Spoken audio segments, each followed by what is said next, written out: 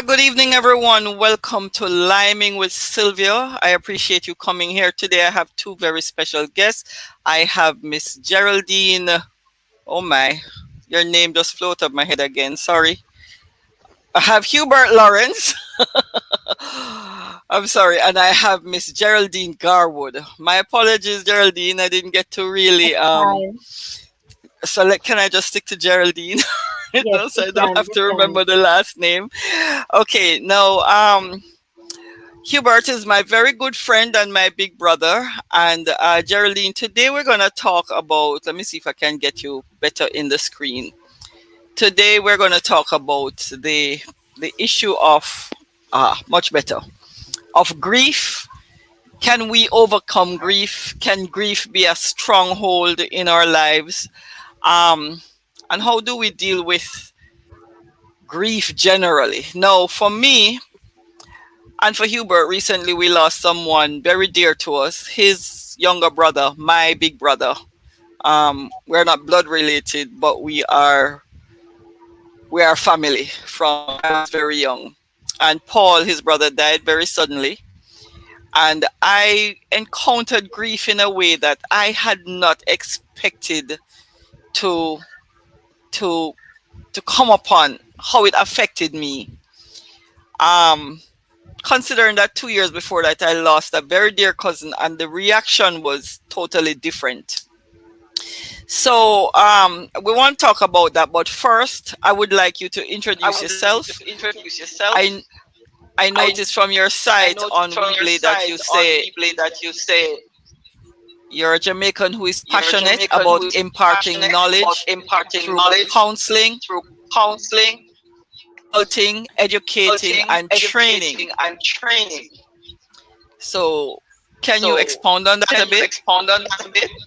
Well, I am a clinical psychologist, behavior analyst by training, and that's my profession. And I am also the program coordinator for the Bachelor's of Arts in Applied Behavior Analysis at Jamaica Theological Seminary. So I lecture there and I head a program there. And I am a training consultant for the Ministry of Education in the Positive Behavior Intervention Support Framework. And I've trained over 7,000 educators in behavior modification program, about 4 contracts now, and should have started a fifth contract, but because of the pandemic, that contract is delayed until September when there's a possibly phase three. Can you hold on for me? There seems to be an echo, and I'm trying to figure out how to deal with it. Let me see if I have a device here that is causing a feedback. Can you give me a moment, please?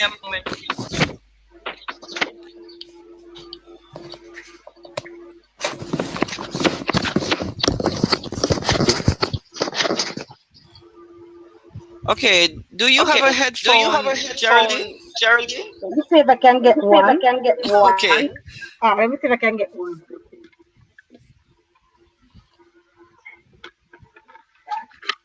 Hubert, can you speak and let me hear if there's a feedback from you, please? Oh, you're muted. Not hearing you.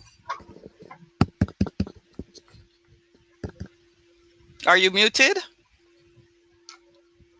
Unmute your mic.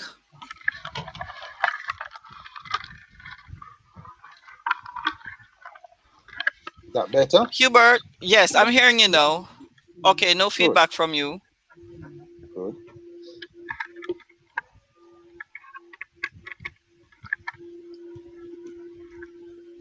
Is someone beside you, Geraldine, watching it on YouTube?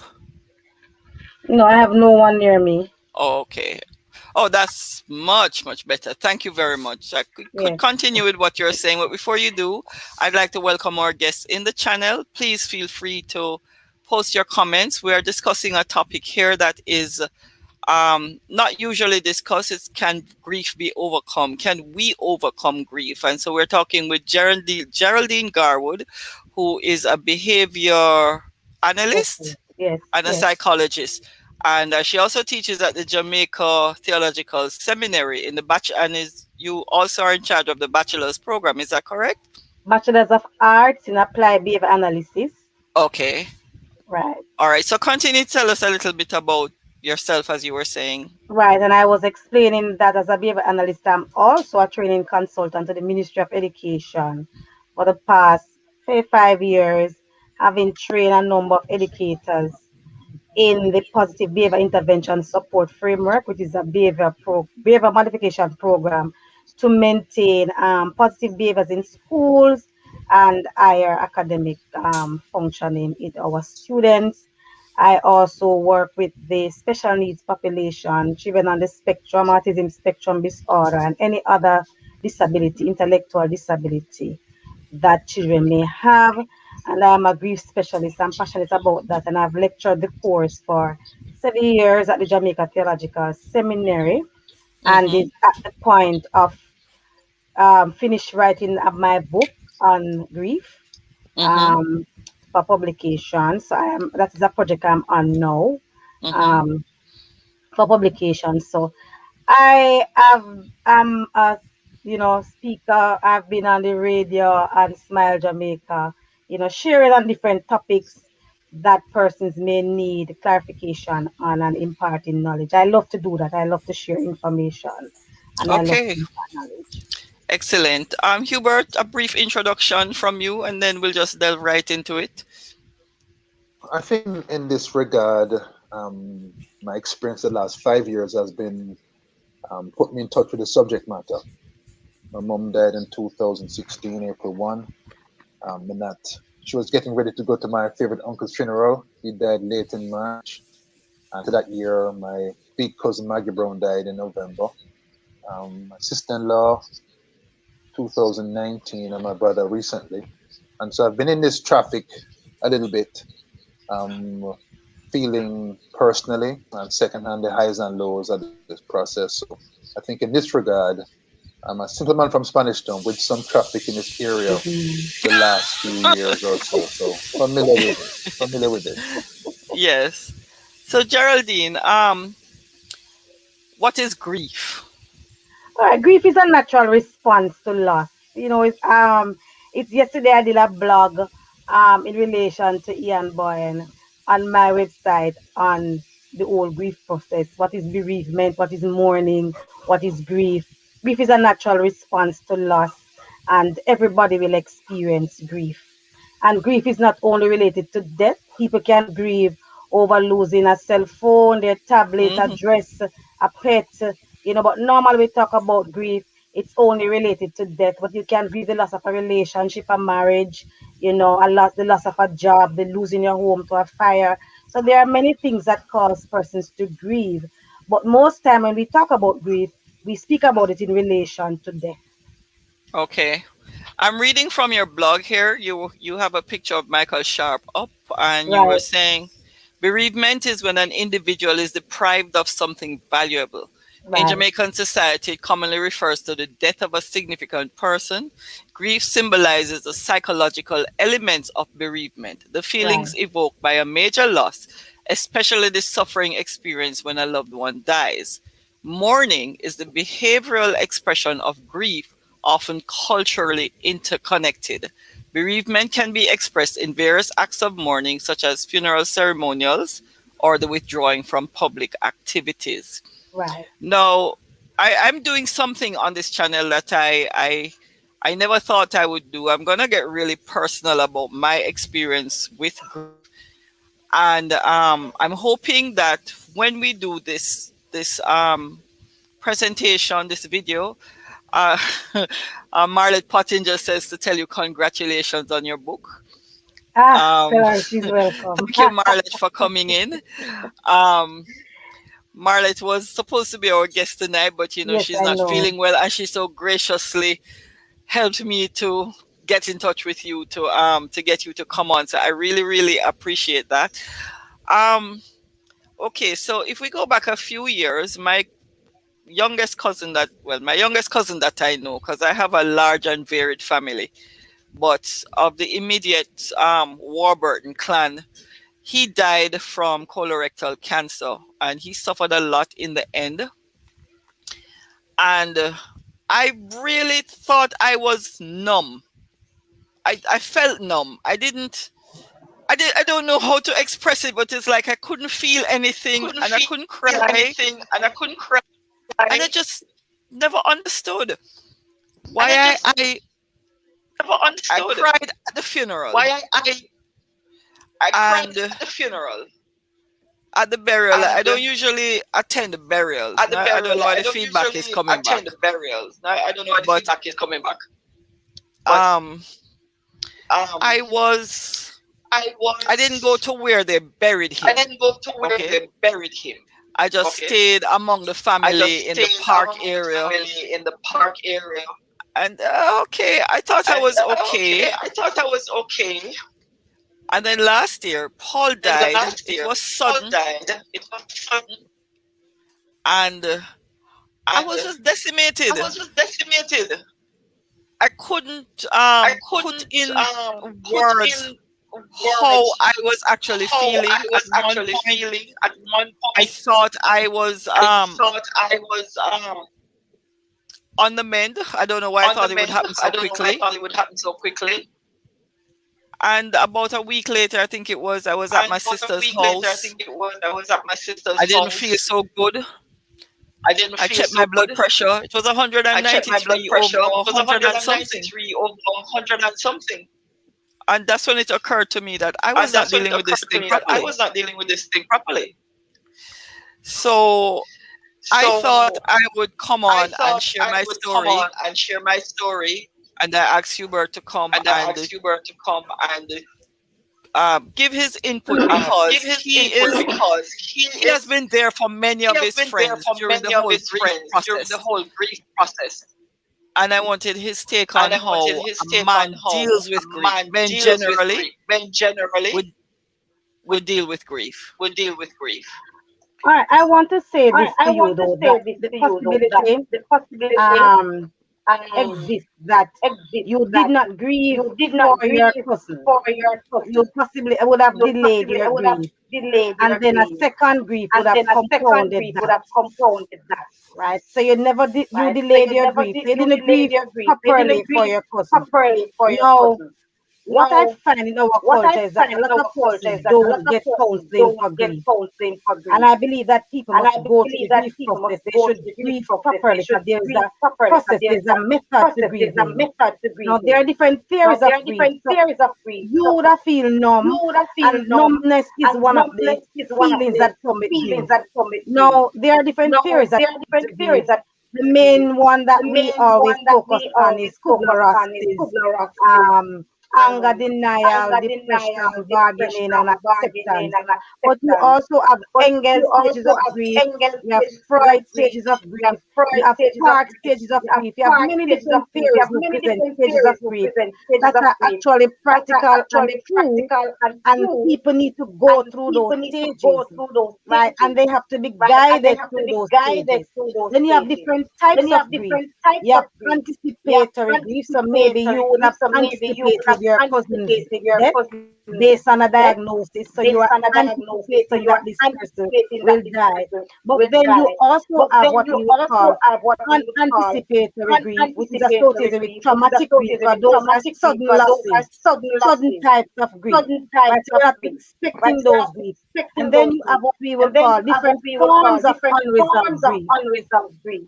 So you have chronic grief, you have delayed grief, you have abbreviated grief, you have different types, cumulative grief, so you have different types of grief. And the best way to help somebody who is grieving is to understand the type of grief that they are going through.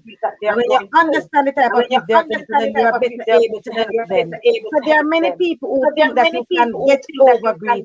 When you don't get over grief, you get through grief, because grief is a process. And grief is a process, and grief there is no time limit, there's no time bound to grieving.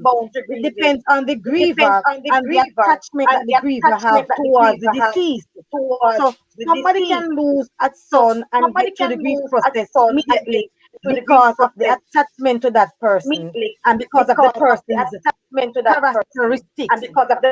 So if you would have watched the news, I always use this example to my students. There was a gentleman who lost his son, and when they interviewed him, he said he was happy Because there was this young man who was involved in crime, used to also abuse his own father.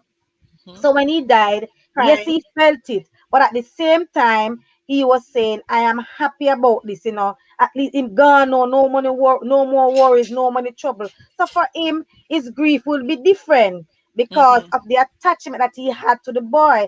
The boy was probably disrespectful to him, used to also hurt him as his own father. So the grief is different. Grief depends on the attachment to the person as well, the Mhm. relationship, the characteristics of the person. And that is why there's no time limit to grieve. And grieving is personal.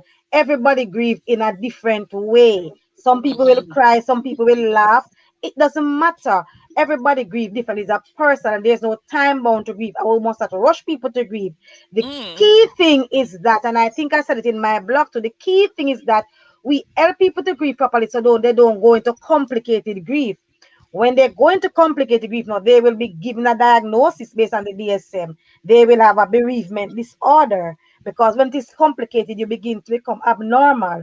You pretend as if the person is still alive, so you do the same things. You cook for the Oh, person, you iron their clothes, you make the bed as if they're there, you do everything as if the person is still there because you're at the okay. complicated stage. So again, it's a type of grief very critical that you understand the type of grief that you are going through and what stages you are at, whether you're at acceptance, denial, bargaining, depression.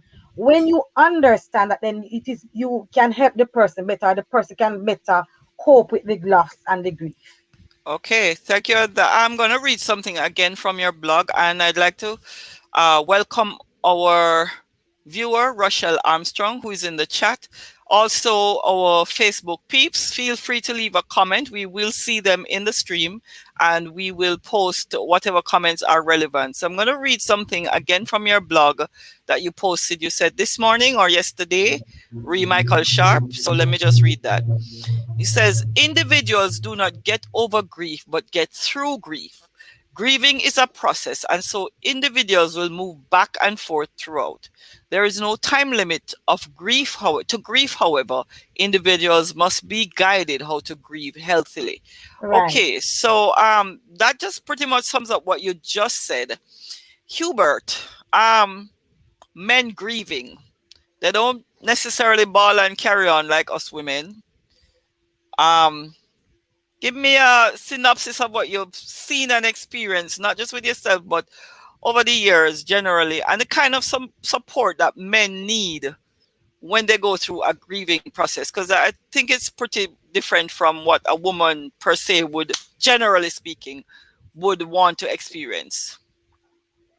I think the best advice I've gotten about this is when my father died a long time ago, 1992, and my friend John said to me when I'm going home to tell mommy that daddy died, and they were separated at the time, to refer to the body, to introduce into the discussion the fact that daddy was no longer the way we knew him, that what we could still see was the body. Um, and that's the first step to accept that the reality of the person dying. With Paul dying recently, very, very difficult, sudden, and a heartbreaker for me personally. Um, the experiences since 1992 to now have kind of taught me to accept the physical process of death, and then to move to um, it's left brain, right brain. You are flesh and spirit, and so you are arguing. The flesh is arguing, but spirit man understands that death is real. And so for a man now, I cry, but in private. I cry when I'm on my own, especially if it's the case where I think I have to kind of lead my family through it. Um, for funerals are often an edict funerals. Cry before. We want to keep our dignity at the funeral and go through as best we can. But I think it's important to cry, to get it out, to take breaks in the organization of funerals. If you just finished, the day after, don't do anything. Stay home and cry because you have to let it wash you.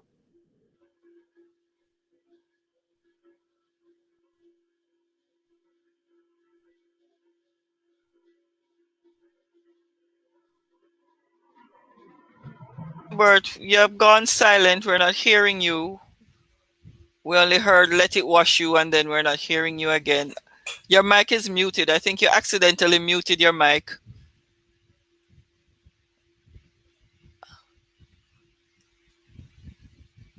Still muted. Okay, It go was ahead now. jumping out by itself. Yeah. Okay. Yeah. I think You I said let think it you have wash you, and to. then we didn't hear anything. So you take breaks. So if your funeral is Hmm. finished, the day after, okay, the person dies. You go through all the hospital things you have to do. The next day, everybody stays home, rest, let it wash you. You know, no business of the funeral planning anything. Just do that. Funeral finished. Again, day off. This is how we've handled Paul's death. Day off. Everybody off. Just relax. Eat if you can sleep. If you want to cry, cry because it's human. It's a major loss.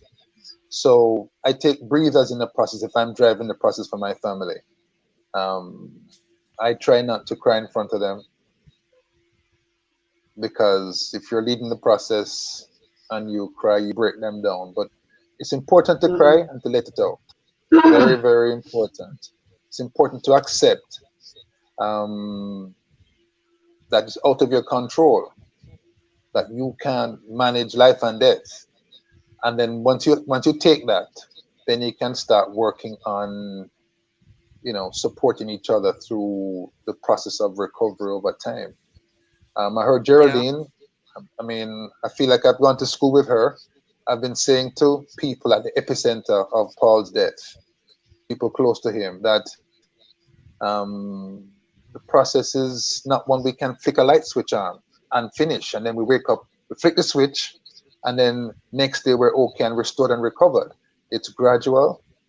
It's different for different people, and you can't make light of that person's particular brand of discomfort because they have a unique relationship with the person who is gone, and therefore how they react to it is going to be unique as well. Yeah. Um, but I cry in private. I let it out. I encourage men to let it out.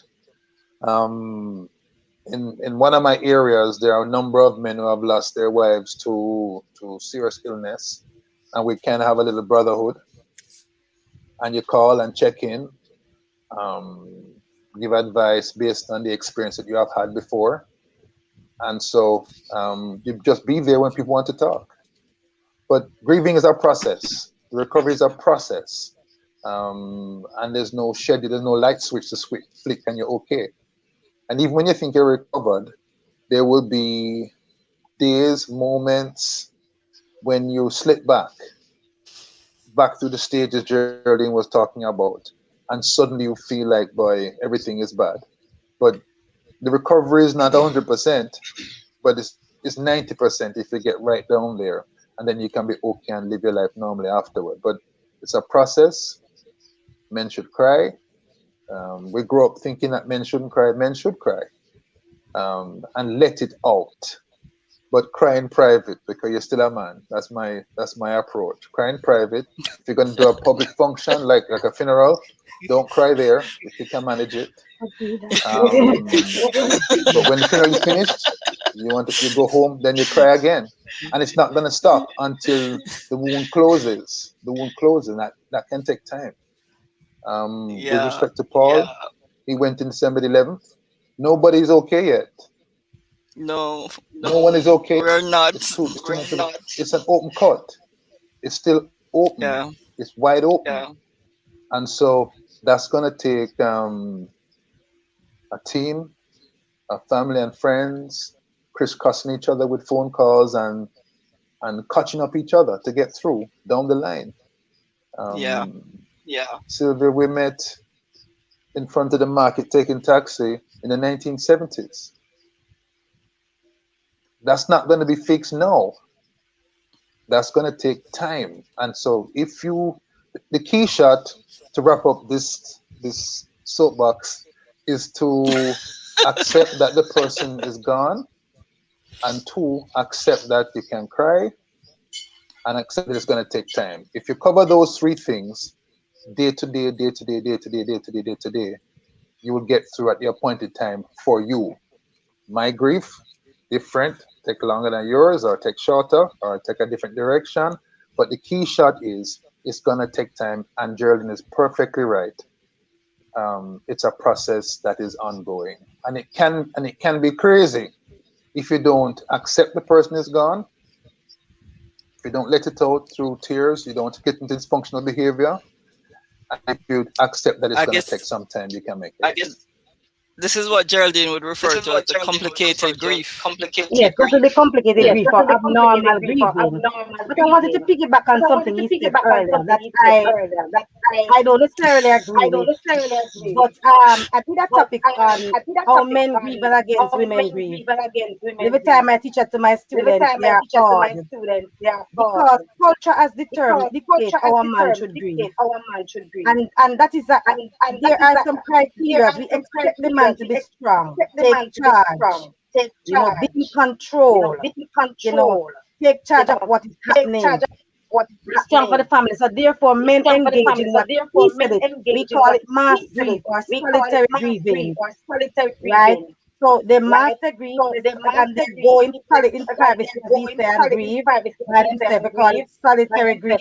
And also they believe that they should be strong for everybody else, and they may take on additional activities, spend time in the work, stay out late at work, or just drown themselves in work and do that.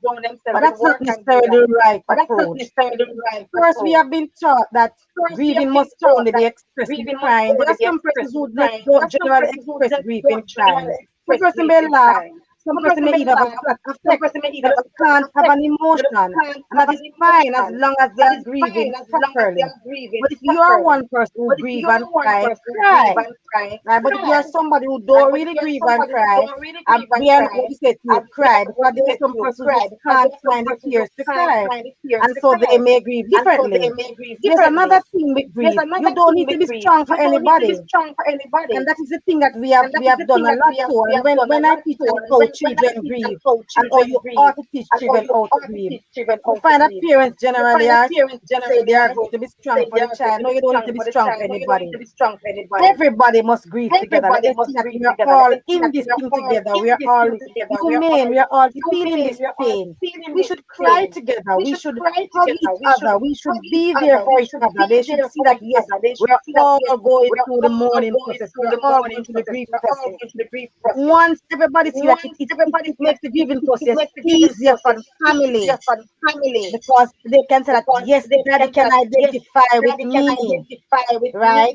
And so it doesn't take away your own solitude, private crying. But we don't need to be strong for anybody, but we are cultured that way. But I'm glad he said something like he know Christ, because now we're seeing men crying in grief. We just saw a father who lost his 15-year-old son 2 days ago on the news. He was shot at the back of the house. He's a student of Tasha's Goal in high school, and he cried. He said he has two children. One is in Canada. This boy is with him, and he cried openly on the television when he talked about his son. And I felt so good. I'm like, wow, this man is really a man. He's showing emotion to the public. He's grieving, and that helps. Because in grief, we generally think that men should act normally. They should be sexually potent. They should take charge. They should be managing. They shouldn't be crying. They're going to look at us as a win. All those things, it is not fair to them. So generally, culture put pressure on men to grieve that way. But for grief, everybody should be grieving together. Everybody should let everybody know we are feeling this thing together. We are in this thing together. We can understand what each other is going through. We can empathize with each other. But culture did that for us. So culture has made a dictate between How men are to grieve, how women are to grieve. Yes, we know that men don't talk a lot about grief based on how we are. I mean, women are more emotional, and so they will get more support. They will call up their friends and they will talk on the phone. Men may not be like that. One and two may call a brethren and reason with them, but they may not be like that. But at the same time, it's good to grieve together as a family so that everybody can identify with this loss and everybody can realize that we are all identifying with this loss. But it is going to take a work of the time because really until this is how we really have trained our men how they are to grieve. And if we even go back to society, that's why we are having so many violence and crime in the society Because because of they are boys. keeping They're everything keeping the in. emotions inside, Mm. and these boys are not grieving. I just want to share that years ago we had a gang we called the Fatherless Crew, and I was they about to were bring them up. they were a vicious gang. All of them lost their fathers to murders. Different murder police kill them, our friends, enemy, I mean reprisal. But they formed this gang to take revenge. They didn't get any healing. Nobody is going to get any therapeutic help. Nobody is dealing with what is going on, with the emotion, with the grief. They bottle up inside, and all they can have is unforgiveness, revenge, revenge, revenge. We're going to take revenge. So they have not grieved. But if you get a chance to talk with some of these persons, some of these young men, you will find out that they have that soft spot inside when you get them to really break and you see them, you yourself are broken down with them because actually they just needed that time to really let out their emotions. But again, society has done that. Society has done, in my opinion, a lot of injustice to our men. And that is why we have a number of men who are insensitive to women's feelings, insensitive to the needs of persons and all of that because they don't know how to really show their emotions, right? So I am just sharing that out there that it is not necessarily so the father or the husband or the man of the house doesn't need to be strong for everybody. In your planning you can let everybody see that you're grieving, you can shed a tear and you can hug each other and let everybody know that yes, we are identifying with this one thing of grief. Very, very important.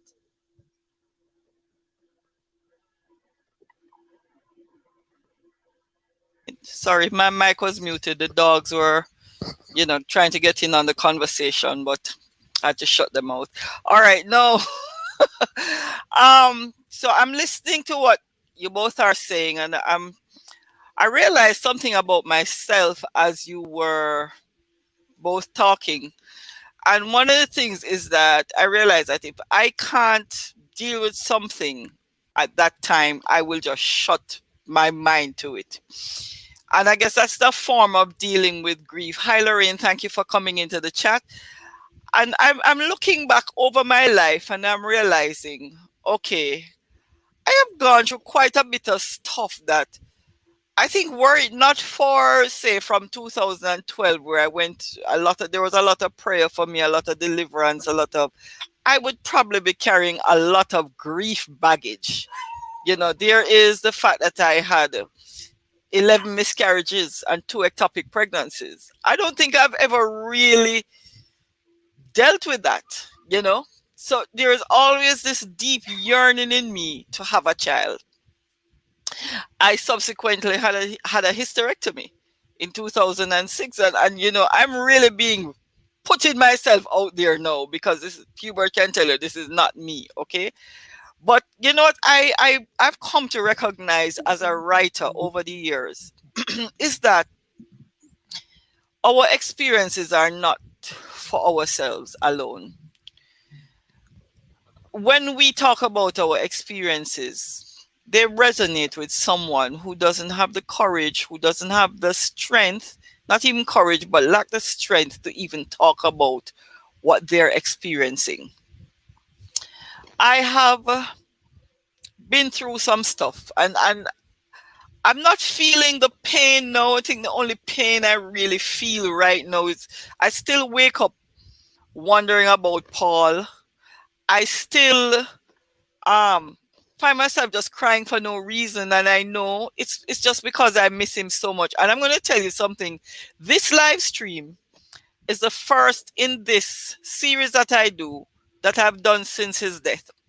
Because my best friend Peter and I, we did a live stream the day before he died. And it was a lot of fun, so much that we watched it about 2 or 3 times. I don't know if Peter is in the audience. But I remember the very next day we were watching it and talking to each other. And I said, wow, Peter, we must do this again, but next time we're roping Hubert and Paul. And it was that very day that I got the news that Paul died. I must say, I did mash up. Who I'm normally stoic in public. I mean, I was in Cafe Blue when I got the news, and me just broke down and started to bawl. I ran to the bathroom and I cried, and I came back out, and there was a young man in there, and I said to him, I hope I didn't disturb you. He said, no, I could see that you got some devastating news. And he said, I know it's COVID time, but I really feel like I should hug you. And I allowed him to hug me. I mean, we put on our mask and he hugged me and I cried. And I don't even know how I drove to my sister's. It is still, because it's really just December, it is still painful. Paul was a big figure. He left big shoes. He walked in really big shoes. So I can't go into my memories on Facebook without seeing something that he said, some communication we had, a quote that I made from his book. He was very witty. He was a man who he had very dry humor. So, it would just make a quip. And, for those of us who get it, it would be funny. For those of you who didn't get it, well, you just lost. But so every time I think, okay, I'm okay. No, something happens that makes me go, wow, I'm not okay. And I used to think that I was a very cold individual for some reason. I don't know. I just can't seem to stir up a lot of emotion, even in death, even with friends that have died and so on. I just know that, okay, you have gone. And it's not that I love them any less, but one of the things I learned about myself through this experience with Paul's death was I do have a self-defense mechanism. You know what I do? I sleep. I sleep and sleep and sleep and sleep and sleep. And it was during this whole experience with Paul's death that I realized, wow, this is more a self-defense. I just wouldn't want to get out of bed. And at one stage, I realized that I was in a place where I was quite possibly experiencing what they would call a clinical depression. I just didn't want to do anything. I couldn't, let me tell you, I had to just tell myself, look, you're not going to go buy a mattress, so you may as well get up and use the bathroom. That was how far I just did not want to get out of bed. And so I realized, and then this is a big brother, as Hubert says. We knew each other from the 90s. We met when I used to carry eggs on the bus to go to school. I went to Holy Childhood, they went to St. Jago, but there was no day that I came home from school that they would not be at the bus stop waiting for us. They would escort us to our taxi stand, me and my sisters, and they would see that we got on a taxi. And my father died when I was 3, and these men, Hubert and his brother, taught us what gentlemen look like. You understand? And they would open doors for us, see that. And once we got home, the next day we'd see each other at the bus stop again. He made sure that we get on the bus. And you could see that they were doing this to make sure we were protected at a time when I was going through a lot of abuse. As a child, a lot of sexual abuse. I felt safe with them, and I asked the Lord for a big brother, and I got 3. Well, here comes the echo again. I don't know what's going. But that was Paul. That was Hubert. And Pastor Ron Wade. And it was years later I found out that they were batchmates. Right? So the whole, I realized that you realize this might be like a light grief counseling session, but for the benefit of our viewers. But I'm just going with how the Holy Spirit is moving me, right? I I felt the need to have this because I realized that there's a need to change the narrative about grief.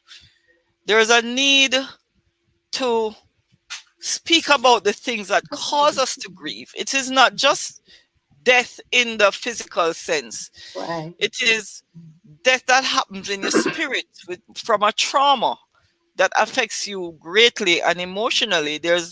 Um there is grief over your marriage not working. There is grief over a friendship that has become distant. As you said, it is when something that is valuable to us is taken away from us. It's or we feel as if it's taken from us.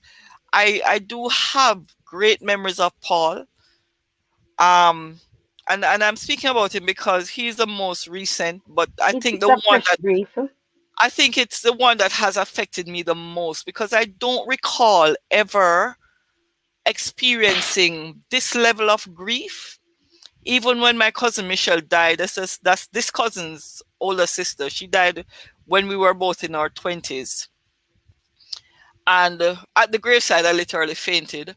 But after that, I came to accept, okay, Michelle is gone, and this is something I just have to deal with. She was my favorite cousin. But even that didn't affect me as this one. I don't know if it's like a cumulative effect. What do you I was think? I was going to say that maybe you're having it's cumulative grief, and I'm listening to you.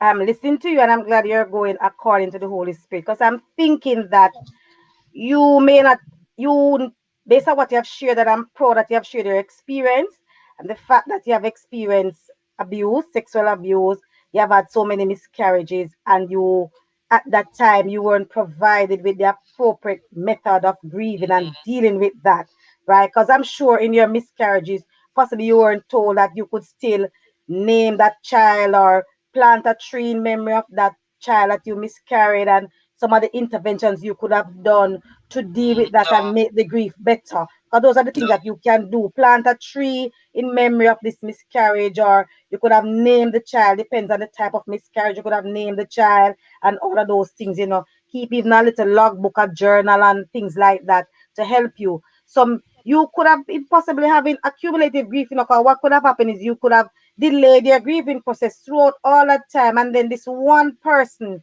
who really you deeply care about, because he died now, everything just come crumbling down. So all the grief you have been carried throughout all your life period is now accumulated with Paul's. And Wow. Paul is now the breaking point for you. Wow. I never really thought of that. Right. So you I have never accumulated thought of that. cumulative grief. So Paul is now the breaking point for you. Right. So what could have happened is that you have possibly even delayed some of your grief because you didn't want to face them. Normally, when you have childhood traumatic experience, those things you bury in the id. Sigmund Freud talk about and I'm not a Freudian, I'm a It's okay. Skinnerian, right? But I accept aspects of Freud because he has a good grief theory too. Freud's theory is a good one, of grief. And so, but he speaks about the id, ego, and super ego. Maybe most of those traumatic experience they were hidden in the id. They were locked away. You suppress those, and they were not dealt with. And there comes someone who you deeply care about now, who you're speaking about now, who rescued you in that time, who was like a big brother, who you look up to. There comes this person now who has been taken away from us, and now it is just accumulated everything, and your grief is now coming all down on you. So you really didn't grieve at all in the past. At You all, just yeah. you just buried. They were just in the id, and now something has exposing. And that is what grief does. I will share quickly of a case I had So before you where go into that case, let me just pause for a word from our for just to support my channel video, and right. then we'll come back.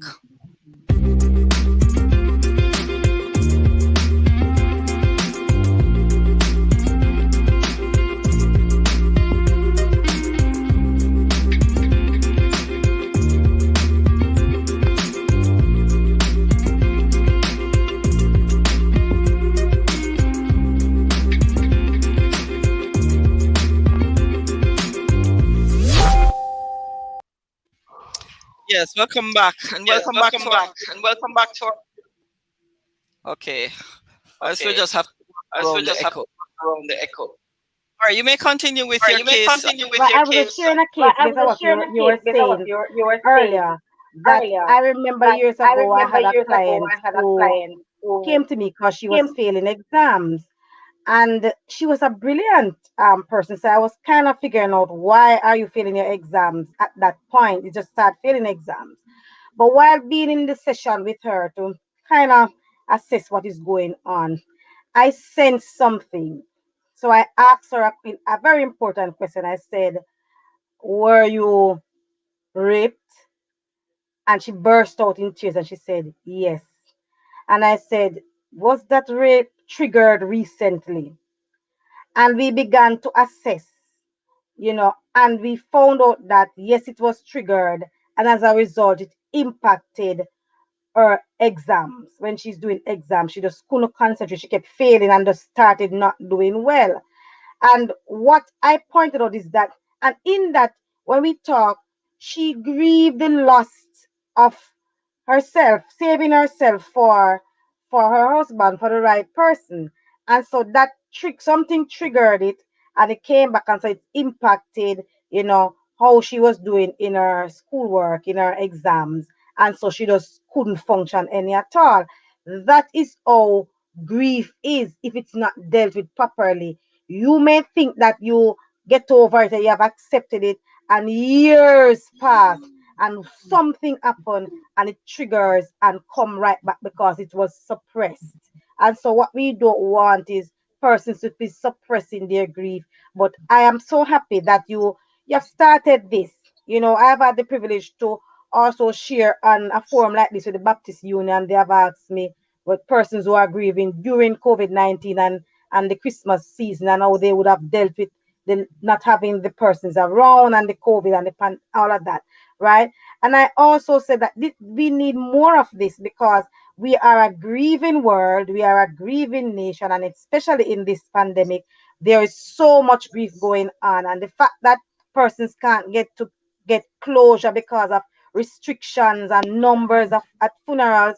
I told one of my colleagues the other day, and I said, I am projecting that for the next 3 years, we will have a lot of depressed persons in Jamaica. And so the need for psychologists and therapists is going to be even more. We're going to have depressed students.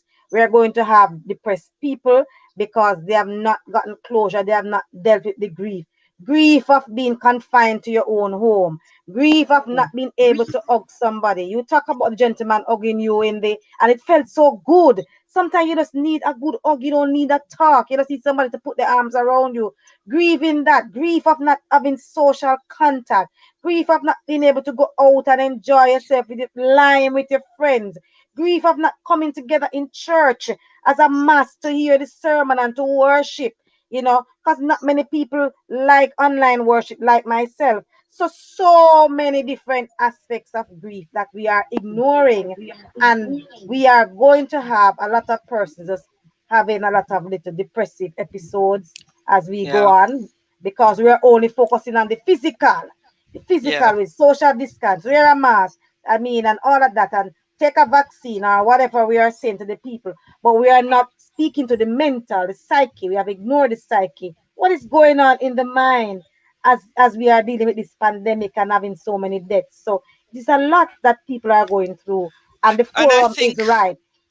and I think also, Geraldine, I think that a lot of people are feeling numb because you don't get over one thing before you hear of another Another death. I thing, very mean, good. my one of my friends had 14 people that he knew die in 14 weeks. That's one per week, Yes, right? And I think it didn't hit him really, didn't hit him to grieve until it was the last one, which was his godson, right. And I was like, it's like with the murders in the country. They're happening Yeah. so fast and furious that you don't have time to. I can, my prayer every day, believe it or not, is, Lord, please don't let me become numb to this. Mhm. Because I think the worst thing that can happen to us as a nation is that we get into a place of indifference. Oh, it's Yes, just another day. Geraldine, we have been on for about 50 minutes, and this is a subject we could exhaust. I yes. would like to do a series with you, so I'm gonna communicate with you, and we can plan it, because I think a lot needs to be said on this topic. So I will communicate with you in a week or two, and we can talk about how we are going to do it or how you want to do it. I'm willing to open up this forum to you, Mm, um, for you to talk some more on this, because I think we need to talk about it. We yes, we need to do. talk. I We just want to need add to one talk, and quick we thing though. go ahead, Hubert. Go ahead, Hubert. I'll add one quick thing. The funeral activity is affected by COVID-19. And it's not just the numbers. It is also the contact, which is no longer encouraged at the funeral. So those hugs, so you gather your family around you to parted. You cannot hug outside because that is against the protocol. The protocol Hmm. is good practical sense. I support the protocols, but in terms of the grieving process, you're outside. You're finished now. You're not repairing to the church hall for for repast. You're not hugging your family. They're not hugging you because no one can. Because even though your family, you come from different bubbles, and so it takes a longer that hug you get where the word Mm, wouldn't help you. The hug from your brethren, the hug from your cousin, the hug from your big auntie. Can't Some of them can't come because the travel restrictions. So you're not even gathered in the full complement as you should be, and you cannot hug. And I think um, the psychologists and the parsons and the pastors will have to understand how to handle that when under COVID, church family loses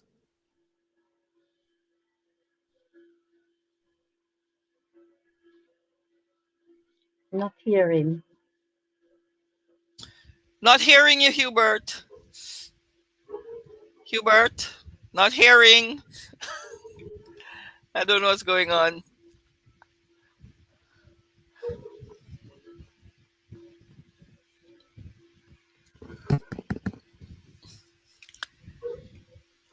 All right, we're not hearing you. So But I get what he's saying in terms of understanding. I think he's right. Pastors need to know how to deal with such navigate a that road, context yeah. and navigate that as it relates to the whole mourning process. And then it speaks of a very important thing, that this funeral thing have brought out a divide in families that I have dealt with, where you have to Mm-hmm. select that 10 person, and who Mm-hmm. will be the selected 10. And so there are no tensions that have arisen in families as a result of things like that. And so pastors now have to find their way to navigate and bring some sense of peace and comfort, in the context, within the context of the grieving process, and even during the what you call the ceremonial aspect of it, because rituals and grief is very important. So the funeral aspect of the grieving process is critical for healing of the griever.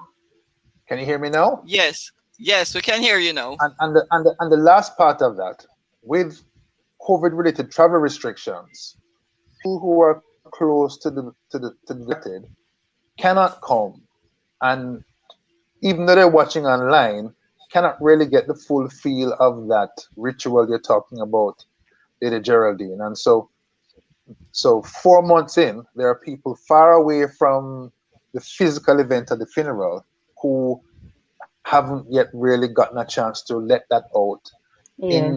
in company with the rest of the family and the friends. So there are all sorts of issues that come out of COVID how we handle death and funeral. Not just the persons, everybody, the people realize that, but even you're working online at a distance, that you're carrying this load, you haven't released it because you weren't able to participate in the way you're accustomed to when these things happen. In my family, let's suppose the bereaved Gone again. I don't know. Maybe Hubert has just come back from England, and I think he's holed up in a hotel, so he's on their Wi-Fi thing, which I guess can be iffy. Again, his your mic is muted. Let me see if I can unmute you. See if you can unmute your mic, Hubert. Yeah, try now. Nothing. All right, I'm gonna have to end it here though. But as I said, Okay. oh, you're back. See if you can finish that thought. Just to wrap up,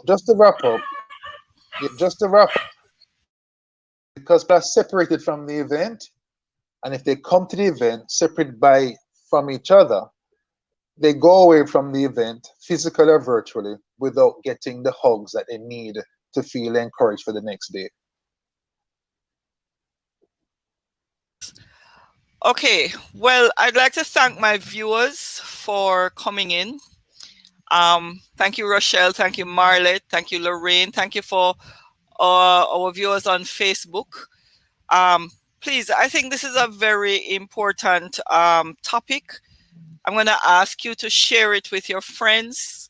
You know, we are going to plan a series so that we can talk on various topics that cause grief. So I will be communicating with Geraldine about that to see how we can best organize that.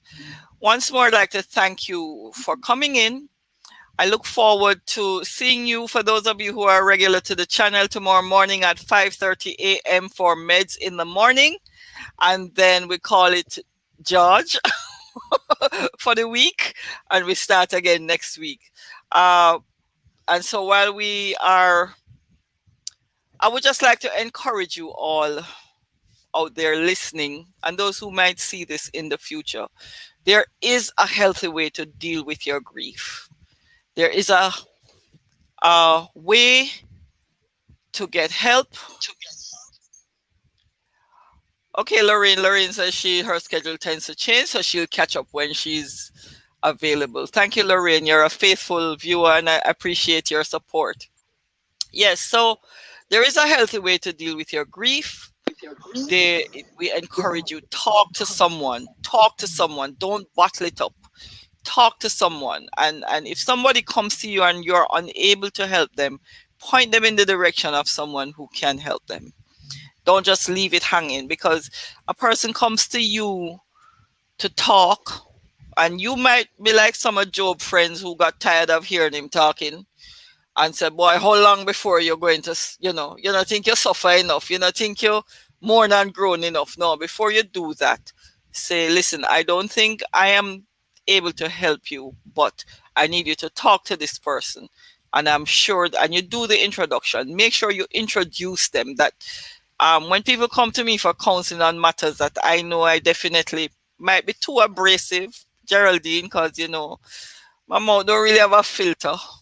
So I might say, I love to put them to Bishop Owens, because he is good at that kind of thing. So I'll make the call, Bishop Owens, this is so and so. She needs your help, and I'm giving you your number. And okay, go ahead, Sylvia, blah, blah, blah. So if you can't help, point them, introduce them to someone who can help. Geraldine, you'll have the last word. I thank you for the last word. One thing I want to say though is that, and it's another topic in of itself. Let us not, and I'm saying this to persons of the faith, we tend to spiritualize grief.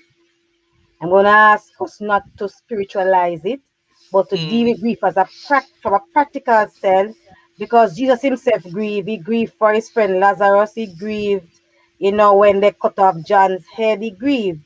So there are many biblical themes of grief that even Christ himself. So we don't spiritualize grief, and we are quick to just jump and give scriptures in the initial stage, and scriptures that are not even relevant at the time. So a mother lose her child, murder just committed, you go and say God knows best. That's not appropriate for that time, even though we know he knows best.